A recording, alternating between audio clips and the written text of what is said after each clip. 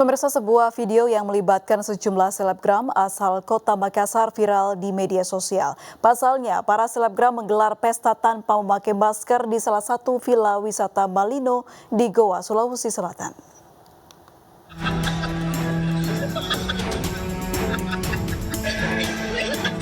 Beberapa pemuda-pemudi yang ada di dalam video ini adalah selebgram yang sedang menggelar pesta.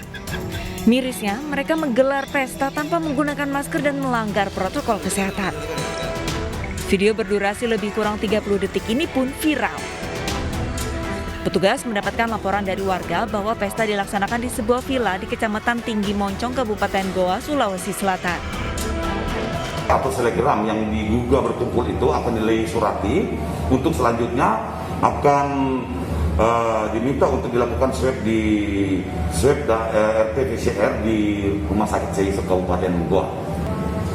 Karena tidak ada informasi yang diterima dari pihak penjaga villa ini, kemudian informasi masyarakat itulah yang kami gunakan karena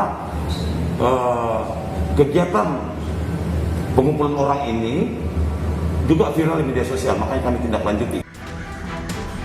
Usai laporan, petugas segera men-swab tes penjaga villa dan meminta para warga yang berada di dalam video segera mengikuti swab tes di Rumah Sakit Syekh Yusuf, Kabupaten Goa. Dari Makassar, Bukma iNews melaporkan. Pemirsa, corona tak menyurutkan niat baik pasangan muda-mudi yang dimabuk cinta. Sepasang kekasih menikah di lokasi karantina COVID-19 di Pacitan, Jawa Timur. Prosesi akad pun menerapkan protokol kesehatan yang lengkap.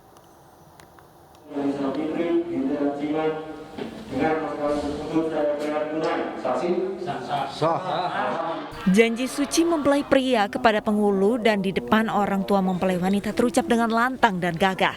Corona tidak menyurutkan niat sepasang kekasih ini batal menikah. Akad pernikahan pun dilaksanakan di tempat karantina sang kekasih di Wisma Atlet Pacitan pada Kamis siang.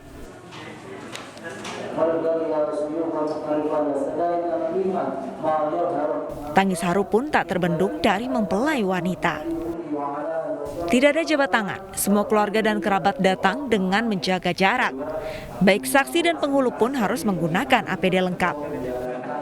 Hajatan tetap ya sesuai dengan protokol kesehatan, hajatan tetap dalam artian bukan hajatan pernikahan, pernikahannya tetap nanti kita fasilitasi dimanapun keinginan dari keluarga kita fasilitasi. 4 hari sebelum hari H ada indikasi kalau dari lingkungan Waluh Towo khususnya itu ada yang terdampak COVID, akhirnya di tracing sampai ke bawah dan semuanya yang terdampak dibawa ke sini termasuk calon mempelai perempuannya. 3 hari sebelum akad, sang mempelai wanita dinyatakan positif berdasarkan hasil tracing dari lokasi rumahnya yang terdapat pasien COVID-19. Alhasil rencana pernikahan mereka pun dipindahkan ke lokasi karantina. Walaupun kedua mempelai sudah sah sebagai suami istri, keduanya masih belum bisa tinggal bersama. Keluarga baru ini harus menanti sampai sang istri dinyatakan negatif COVID-19. Dari Pacitan, Jawa Timur, Ahmad Subeki, iNews melaporkan. Pemirsa, jelang setahun COVID-19 di Indonesia, angka penderitanya justru terus bertambah. Harapan untuk beraktivitas tanpa syarat sepertinya masih dalam angan-angan.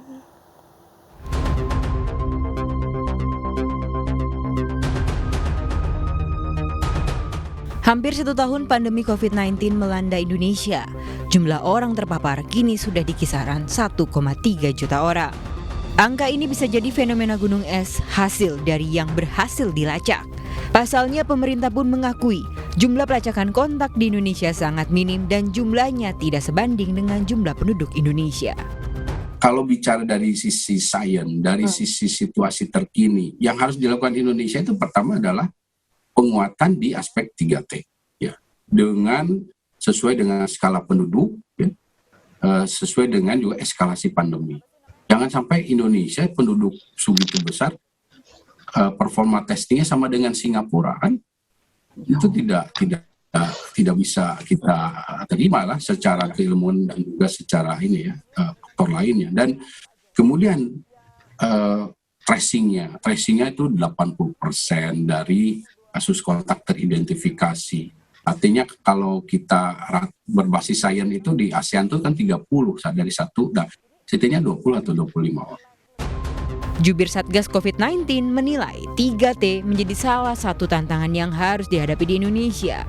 Tak hanya sumber daya manusia, tetapi minimnya laboratorium di Indonesia juga menjadi salah satu fokus pemerintah dalam melakukan 3T. Selama pandemi, Kementerian Kesehatan hanya memiliki laboratorium yang memenuhi standar kesehatan sebanyak 510 yang mampu menguji tes PCR. Jumlah ini pun dinilai masih kurang. Proses itu sendiri itu tantangan yang besar di Indonesia. Maka dari itu protokol 3M itu penting supaya kontaknya juga berkurang. Sehingga tracingnya juga nggak harus seluruhnya di tracing. Karena kontak erat dengan siapa yang positif, laboratoriumnya saja kan konfirmasinya waktu sekarang sudah tinggal 1 hari di kota-kota besar, 1 hari kita sudah bisa dapat hasilnya. Sebelumnya berhari-hari kita baru dapat hasilnya. Kontaknya sudah terjadi sekian hari, kali sekian kontak sehari. Maka kemungkinan loss-nya itu besar. Itu yang jadi masalah. Penanganan COVID selama 1 tahun itu lamanya di testing dan tracing itu seperti itu. Target pemerintah bisa mengendalikan pandemi COVID-19 pada 17 Agustus 2021 mendatang dianggap tidak realistis jika tidak ada terobosan baru dalam penanganannya.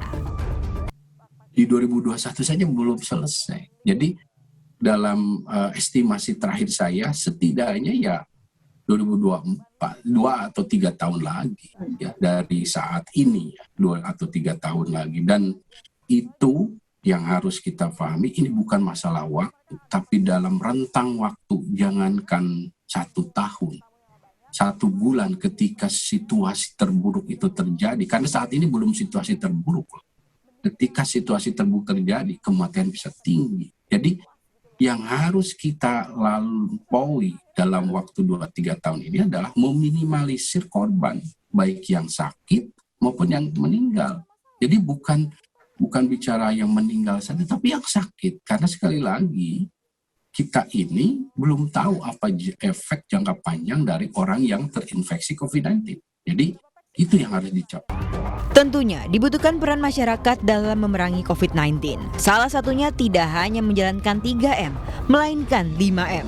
Memakai masker, mencuci tangan, menjaga jarak, menjauhi kerumunan, serta membatasi mobilitas dan interaksi. Tim Liputan iNews melaporkan.